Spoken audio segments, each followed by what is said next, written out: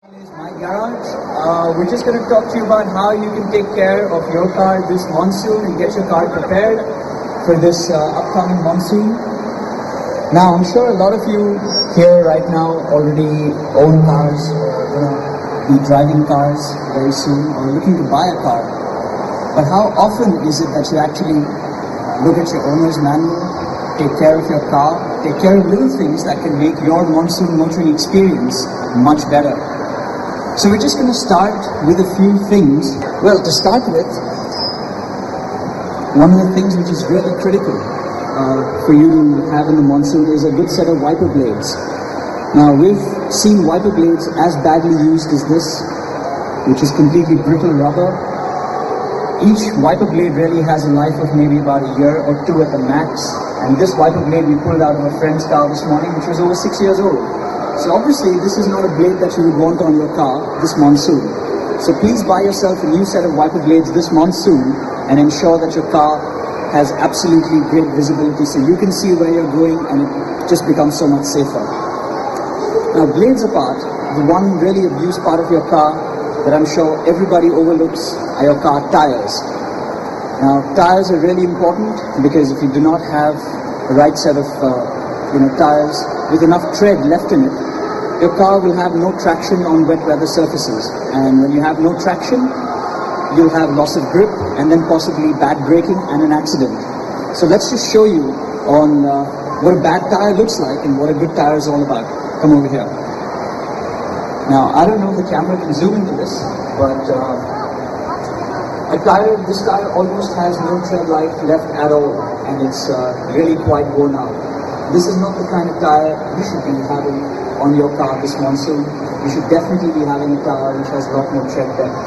And just to give you a really simple trick on how you can measure tread depth, all you need is a 1 rupee coin. And we're going to show you how you can check your tread depth with a 1 rupee coin. So all you do really is you take the 1 rupee coin and you put it in the center tread. And if the rupee disappears, you have about 3 millimeters of tread depth left on your tire, which is really good. It's really important that you check your tires this really simple way, just to ensure that your tires are absolutely in good condition. Now, remember that inflation pressure for your tires is really critical, because if you have an underinflated tire, that means you're running low tire pressure in your car.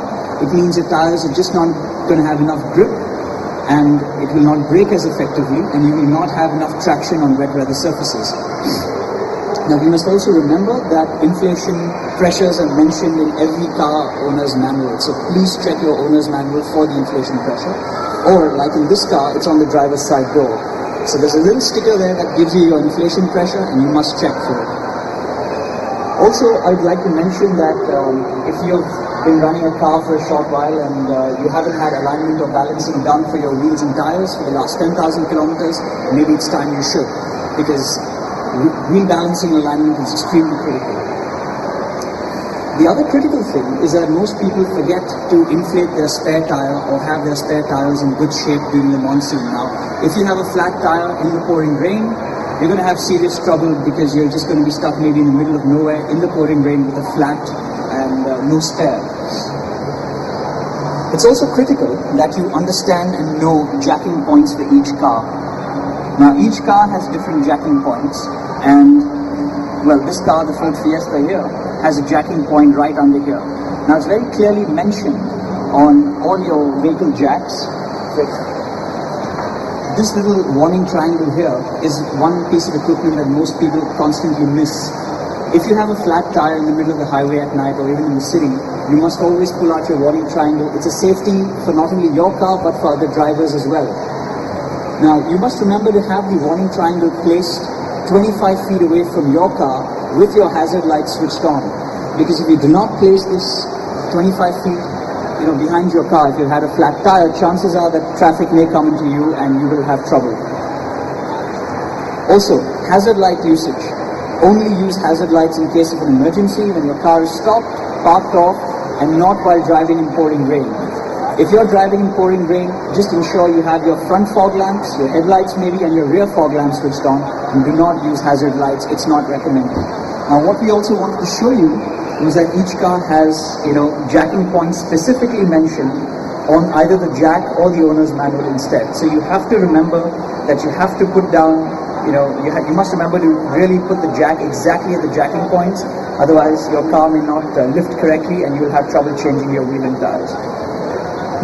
Now we're just going to move over to the engine side. Now the windshield washer tank is typically something that most owners forget to really regularly top up or overlook. You can either, you typically put in water, and you can also add in maybe a little liquid detergent or a specialist windshield wash fluid. So commercial cleaner like this one by Worth is something you can add into your windshield washer tank, or you can just add a little spoonful of regular dishwashing soap. That should be just fine as well. But this is something which most people forget to do on a very regular basis, which means that if your windscreen gets muddy and dirty and you decide to clear your windscreen by using the washer spray, there's absolutely nothing that comes out. What we'd also like to tell you is that if you are ever faced with a situation where you have to drive through floods, well, really do not drive through water which is anywhere more than 6 inches or at the worst 8 inches deep, because that will really, that's really just asking for trouble. Most cars are designed to go through that kind of water, but you must remember that driving through that kind of water means that you must do all these things very specifically. Now, remember, most cars today have front fog lamps, which means that if you're driving through water, chances are that the fog lamps are going to be under the water. So switch them off if you have them on. Second, most people use air conditioning all the time, which is the correct thing to do even in the monsoon, because it prevents your glass from misting inside. However, please remember to turn off your air conditioner so that your condenser fan, which is inside here, stays off, and you don't end up splashing water into the engine or any of the other mechanical areas. Also, it's extremely important when driving through water to be in the first gear at all times, have the engine revving at least over 2,500 to 3,000 RPM, and use the clutch to modulate your speed through the water. So it's very critical that you do this to prevent water from entering your exhaust system and damaging the engine. So really, the important things to remember are: know your owner's manual, ensure that you know your jacking points of your car, carry fuses, carry extra equipment on you like tools, a couple of sprays, and also ensure that since it's the monsoon, you never know when you're going to be stuck in a traffic jam, maybe some snack bars, maybe some drinking water, maybe a cellular phone charger is a good idea as well, because you never know when you're going to need your cellular phone battery. So these are the things that we'd really recommend that you always have on you, apart from, of course, the mandatory medical kit, maybe a few medicines to combat aches and pains. But apart from that, we just hope that you have a pleasant monsoon motoring experience and take care of your car so that it lasts you through the monsoon and doesn't let you down.